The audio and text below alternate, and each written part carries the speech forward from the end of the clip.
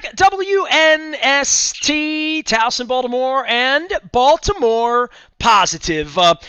I'd like to say this is a nice, airy, breathy week. It's not. The Ravens will be playing on Thursday night. Set your alarm clocks. The sun will be going down at 4 o'clock in the afternoon all week.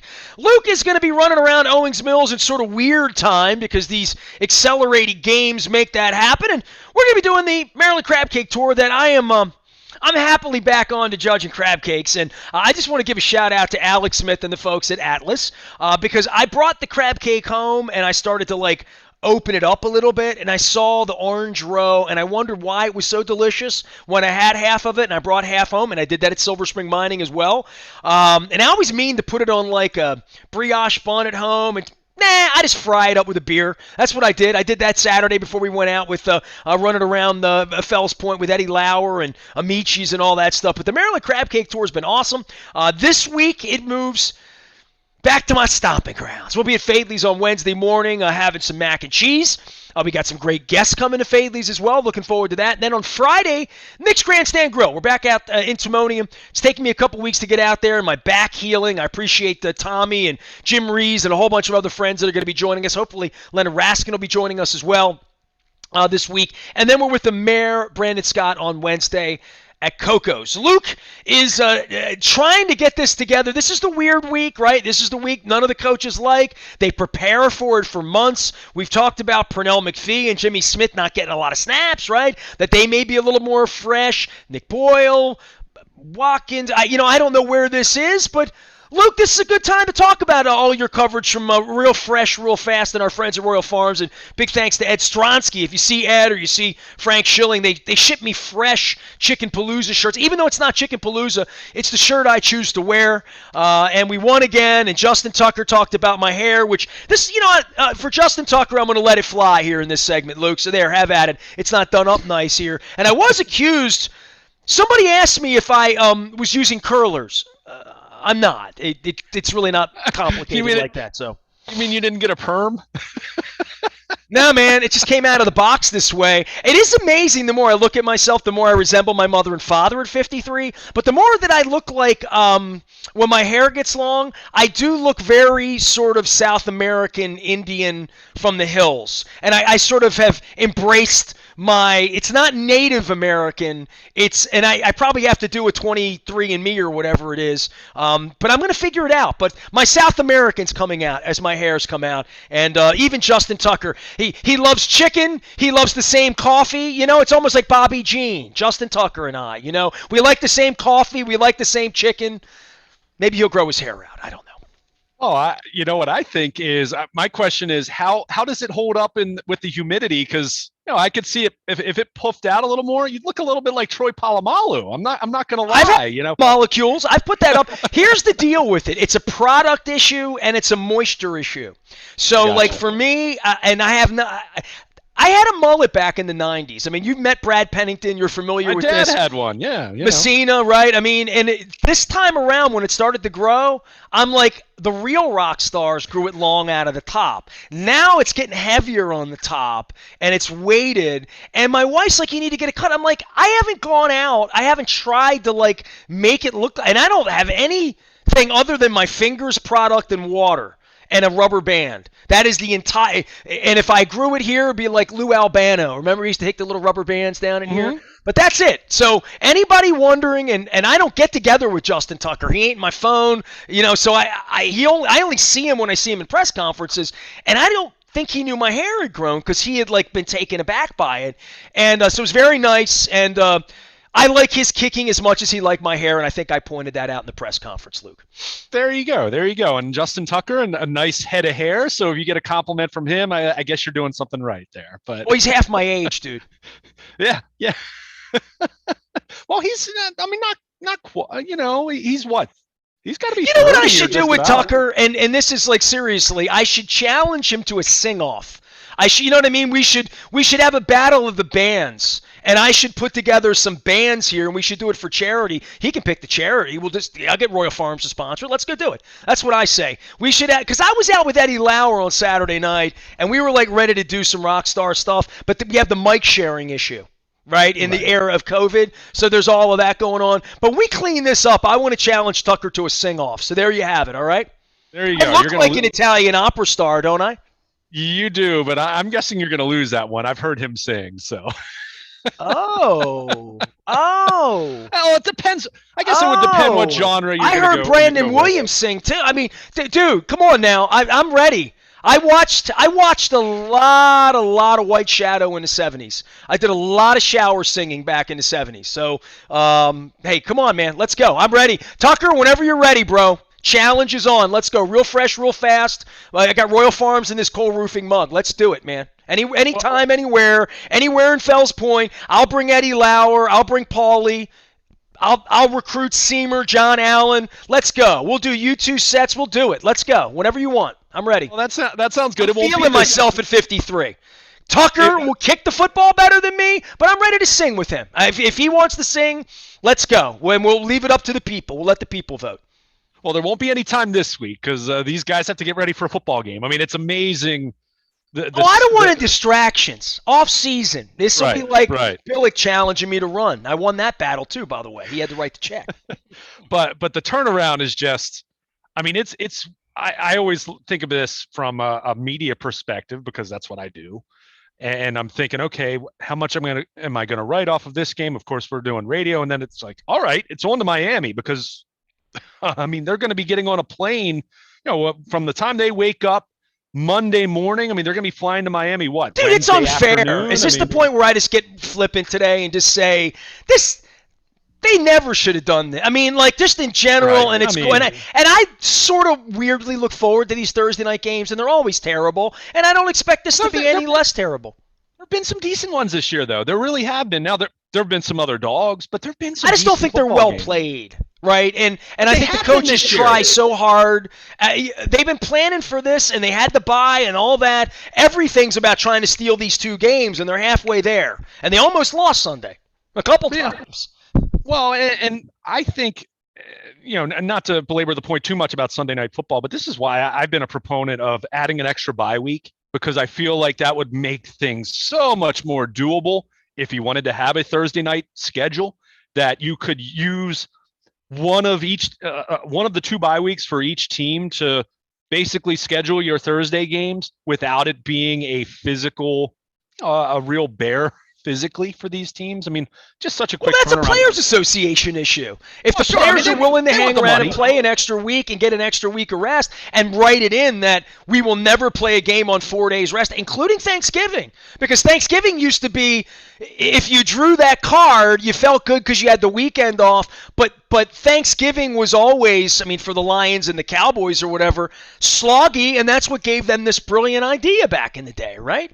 Yeah, but I mean, people want more football. I mean, we've gone to 17 games. 10 years from now, if you and I are talking, we'll be talking about them going to 18 games at that point. It will happen. It'll be. Dude, I'm not going to bitch all week, but I think this is a good week to point out. They played 70 minutes, 100 snaps on offense, going back out on Thursday night. Don't expect the car to look like the Red Barchetta on a Sunday drive, You wouldn't think so, although they're going up against a team that's only won a couple games. I mean, Miami's 2-7. They've had their issues. I mean, Tua Tagovailoa did not play on Sunday. He's got, a small fracture in the middle finger of his throwing hand. I saw that even as of Monday morning, his status up in the air. So, it could be Jacoby Brissett. It could be Tagovailoa.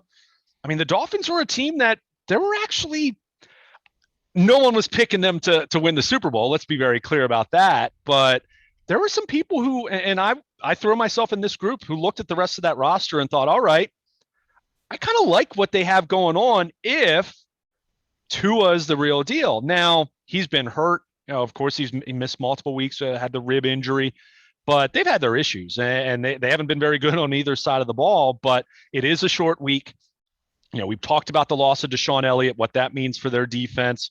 And I know he was much like the rest of the secondary. He's been inconsistent, but we've seen him play at a high level. Now the responsibility will fall on Brandon Stevens, most likely. Yeah, Jimmy Smith will probably be in that picture as well. But this is why I've said the injuries, the Ravens have done such a fantastic job overcoming them, but you had everything that happened in late August and early September.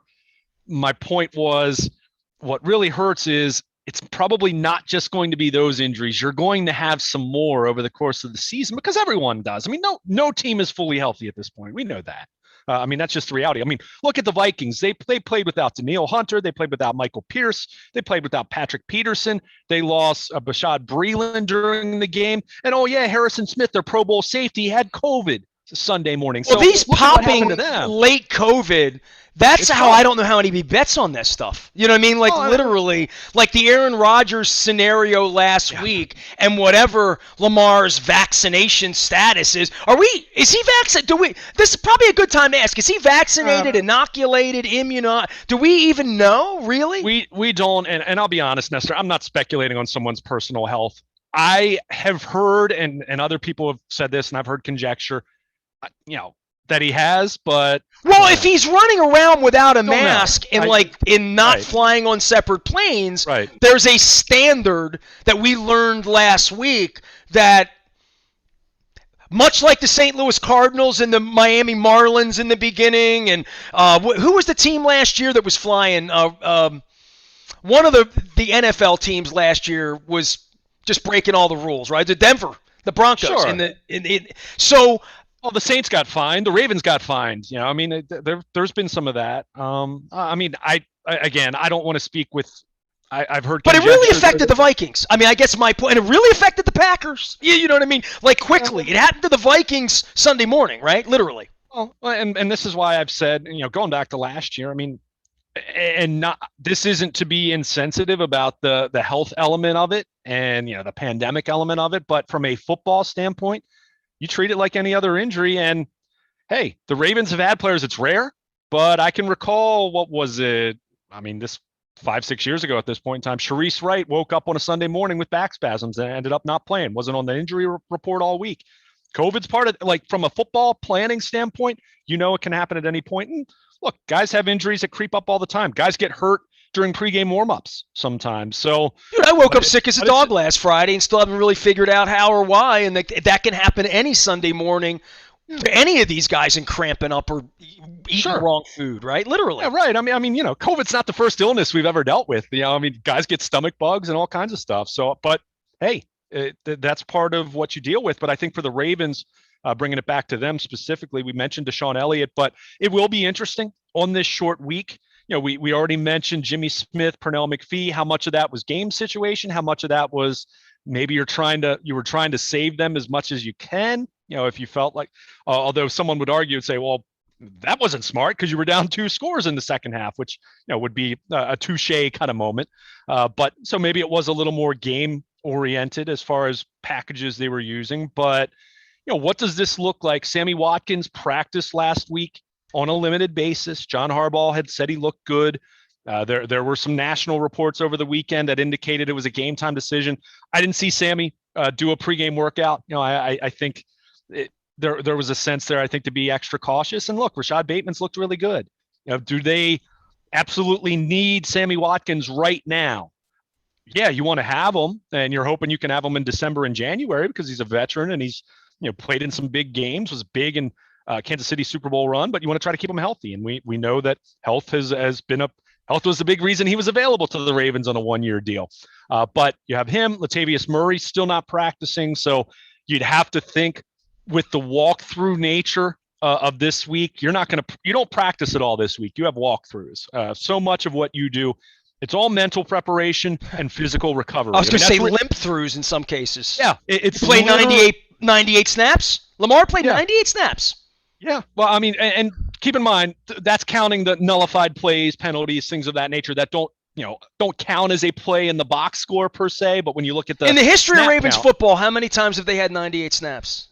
It's been rare. I mean, you think about it. You had the double overtime Denver playoff game. I mean, the Mile High Miracle game that went into double overtime. So they probably, I would think, we're getting close to that territory. I mean, it's rare. It's rare air. So, well, that was good. It just kept them warm. I think the big question there is you look at the veteran players. We mentioned Lamar is a different breed. So, he'll, assuming he escaped unscathed and didn't take too many hits that left him not feeling good, which, hey, he took a couple shots and we talked about that already. But I'm looking at guys like Alejandro Villanueva, Kevin Zeitler, veteran players. I mean, Devontae Freeman and Le'Veon Bell. Especially Freeman. He played over 50% of their snaps. I mean, he had a nice game. But there's that. And then on the defensive side, even though they didn't play as many snaps, and thank goodness from a Ravens perspective, but I mean, Calais Campbell, Justin Ellis filling in for Brandon Williams. Is Brandon Williams ready to go? He practiced Friday. He was limited, but dealing with a shoulder issue. And we know Brandon Williams hasn't played at the same level this year as he had in the past. When you're dealing with a shoulder issue on a D line, no bueno. There's that. I mean, he's 32. That's where you do look at their front. If there's something that you're concerned about, other than just the craziness of a short week and how nuts the AFC is. I mean, no one picked Buffalo losing at Jacksonville. So would it be nuts for the Ravens to be upset in Miami? I'm not picking that. I'm picking the Ravens to win. I'll tell you that right now. I'm not exactly going out on a limb there, but knowing how crazy this league is, short week, overtime game, you let something weird happens, a kick return, a pass goes off of, a lineman's hands and it's returned for a touchdown. Crazy stuff can happen. But if you're not coasting in the fourth quarter, if you're in a 7-point game at 10:45 on Thursday night, you got some dog-ass tired humans out there, period. No question. And about the only saving grace is you hope that Miami's tired because they played a game on Sunday. Well, this goes back to Lamar and the conversation we had about aerobic and this and that I never see Lamar tired. And that's like – I'm trying to figure out beyond the speed and the throwing the ball and all the things that makes him Michael Jordan. The thing that makes him Michael Jordan is going out there with dog-ass tired Minnesota Vikings, and he's running around like it's a playground as the sun is set, and we're getting up on 4:30 on a Sunday afternoon on the 95th play or whatever, that he looks fresher than he should, quite frankly. It's crazy. It's crazy, right? And I think one factor I think we'd be remiss without mentioning is, yes, they had all those plays. They ran the ball, though. And any offensive lineman will tell you they would much rather run block. Forward's going better than backward. Than be pass protecting. And okay, I mean, Lamar still threw it 41 times. So they dropped back. They were in pass protection quite a bit as well. I mean, they just had a lot of plays. I mean, keep in mind, and that was part of my point when we were kind of debating back and forth about Lamar carrying it 21 times. When you run that many plays and you kind of think about what their normal proportion is, it's not quite as nuts in that way, but they just ran a lot of plays. And for the offensive line, that's where you want to be able to run the ball. You have Lamar Jackson, you hope, I mean, I'm not holding my breath because he didn't practice at all this week, but Latavius Murray, is he back this week? I doubt it. But Freeman, Le'Veon Bell, maybe you lean into Tyson Williams a little bit more on Thursday night on the short week. Younger guy, fresher legs. You look at this as a JV game to some degree, that you might get away with different kinds of snaps and different kinds of things, especially to my point, if you're up by 17 points at 9:45, it's a different day than if you're in there clawing and you find yourself in a dogfight with dogs, literally with 2 and 7 dogs. No question. I mean, shorten the game. And look, I mean, that's you want to do that every week. And let's face it, the Ravens haven't really done that a whole lot this year compared to where they had been the last couple of years, despite the fact that they've been able to win. But yeah, if you can come out and run the ball, get an early lead, run some, you don't want to run so much clock that you don't find any tempo, but you do what they were able to do in the second half on Sunday. I mean, the Vikings barely had the football in the second half. I mean, especially look at that third quarter when they returned the kick for the touchdown. Think about how little they had the football in the third quarter. I mean, it's crazy. I mean, you look at, you kind of look at the distribution of it. They returned the kick, the Ravens 10-play touchdown drive. Vikings did move the ball a little bit.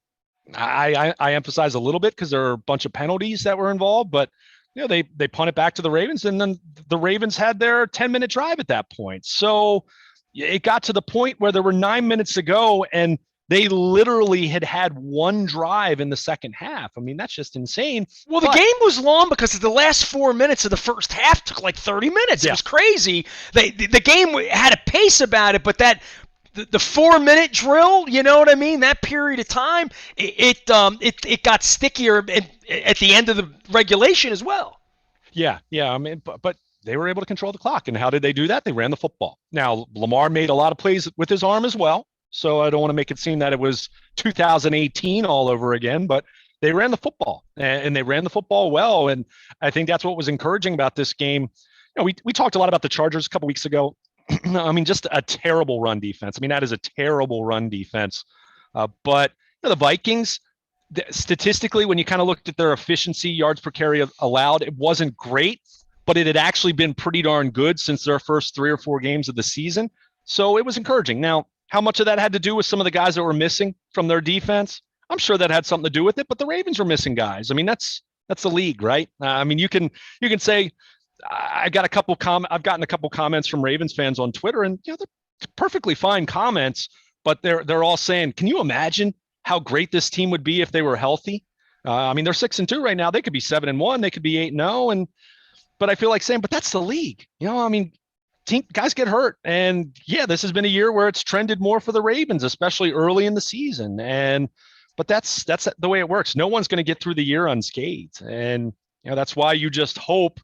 And as much as you cringe over losing Deshaun Elliott on Sunday, that's where you're hoping that you're going to get some of these guys back, and maybe Nick Boyle plays Thursday night. We know Derek Wolfe was designated, but he didn't practice this past week. That's not good. I assume it'll come down to it. They'll activate him, and they can just deactivate him on Sundays. But the fact that he practiced a couple times over the bye week and then the back's no good again, that's not good. And I don't need to tell you that with your back issues of late. But my back's getting better, but nobody's hitting me on Sunday, and right, then I don't have to go back and play on Thursday. Yeah. I have a bye week this week. I'm not even flying. So, backs are – that's why I said when you even talk about Brandon Williams, I'm sort of like shoulders there, backs here. You never know, right? We're waiting on Nick Boyle. We're waiting on guys.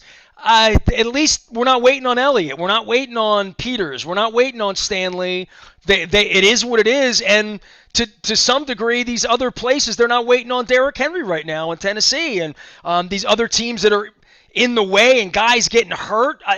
We've got a lot of football left. There's 17 games. I was telling my wife, I got tickets for a Steelers game in the middle of January, honey. I got that on the app, And I'm like, this is different. And the length of this is different. And I think the players will feel that. And I think Harbaugh has pitched these 2 games as their own little season because they had 2 weeks to get ready. They had to play this extended game with all this offense and all this running and all of this collision for Lamar that set everybody off in my post game. But you can breathe again if you wake up Friday morning, you get off the plane at 3 in the morning from Miami, you've won. Kids, rest up over the weekend. We'll get back to something normal next week, and we'll go to Chicago and try to beat them, and we're better than them. And we're 7-2. That's what you want to be talking about on Friday morning, certainly for you and me. No question. And getting through this game, one, you want to get a win because these wins are important, especially when you see what the schedule looks like post-Thanksgiving. I mean, we've talked about it. We'll continue to talk about it. By the way, the one team that was on the post-Thanksgiving schedule that did not have a winning record going into this weekend was the Cleveland Browns, who looked pretty darn good on Sunday. And as much resilient. I write Baker Mayfield off. I'm going to keep writing him off because I don't like him. But I just keep thinking his arm's hurt.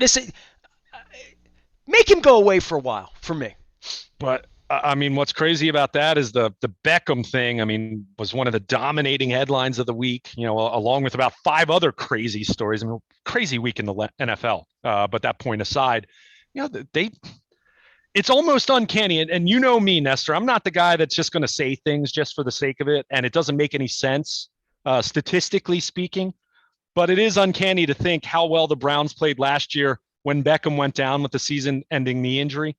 And then to see everything of this week, and they come to the agreement they're going to let him go, and who knows where he's going to wind up.